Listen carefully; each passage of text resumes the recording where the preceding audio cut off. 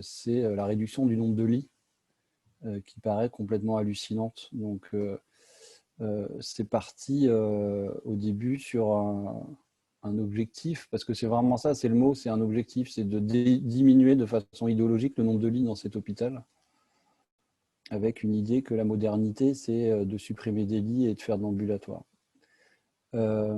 En fait, quand on lit le projet, tout est dedans, c'est-à-dire de dire que le territoire où va être construit ce nouvel hôpital, à Saint-Ouen, c'est une zone déjà déficitaire en offre de soins, tant au niveau de la médecine de ville qu'au niveau hospitalier. Il y a environ 4 lits pour 1000 habitants dans l'Île-de-France. La zone de Saint-Ouen et la zone du nouvel hôpital, c'est 3 pour 1000 habitants. Donc il y a un vrai déficit. On sait qu'il y a beaucoup de difficultés pour attirer des médecins de ville dans cette zone.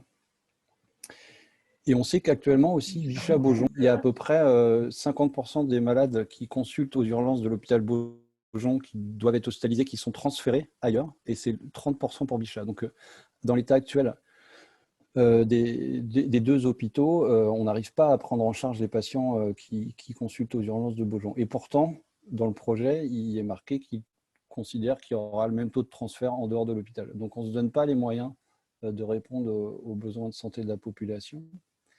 Et en fait, quand on cherche dans le projet le rationnel de ces fermetures de lits, on tombe en fait sur une institution qui a été créée qui s'appelle le COPERMO, le Comité interministériel de la performance et de la modernisation de soins hospitaliers. Et quand on regarde les objectifs de ce truc-là, ça fait très très peur parce que c'est uniquement des objets financiers, des objectifs financiers et gestionnaires, et pas un seul moment où on parle des besoins de soins de la population ou de la qualité des soins. Et donc, le calcul du nombre de lits est complètement délirant. Ils affirment que la durée moyenne de séjour des patients qui iront dans ce nouvel hôpital devra être de 30% inférieure à la durée moyenne de séjour dans le reste de la France. C'est-à-dire que si pour une appendicite, dans le reste de la France, en moyenne, vous êtes hospitalisé 6 jours. Dans ce nouvel hôpital, vous serez hospitalisé 4 jours.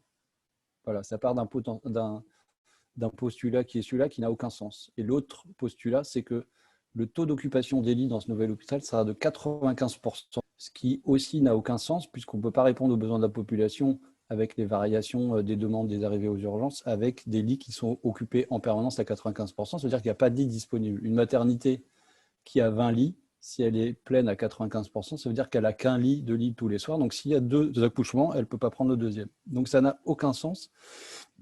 Et pourtant, c'est ça qu'on nous justifie pour dire qu'on va supprimer 30% des lits.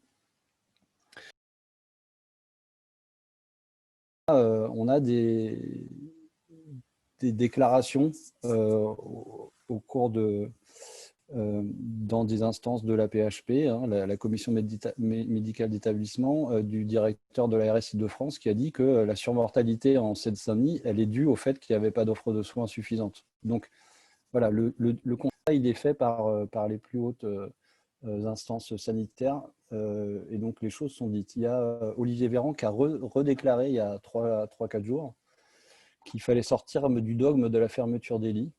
Voilà, je pense que c'est le moment d'appuyer là-dessus, de dire qu'il est impossible que la PHP et ses tutelles proposent un nouveau projet hospitalier qui diminue l'offre de soins dans une zone qui est déjà déficitaire.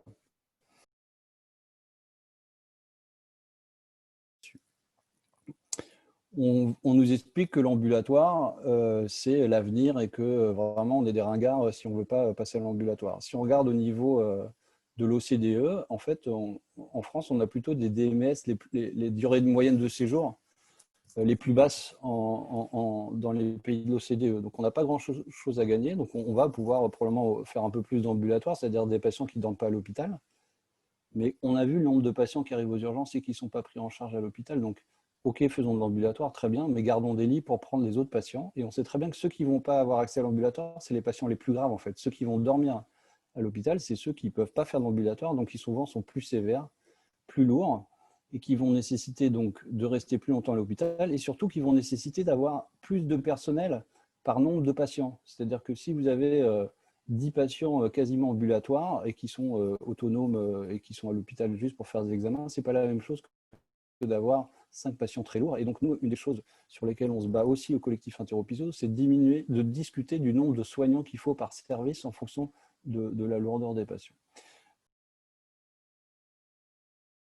Par contre, si on arrive à recréer des réseaux de lutte avec justement les citoyens, les futurs usagers et les habitants de Saint-Ouen, je pense qu'on a un petit espoir de faire quelque chose.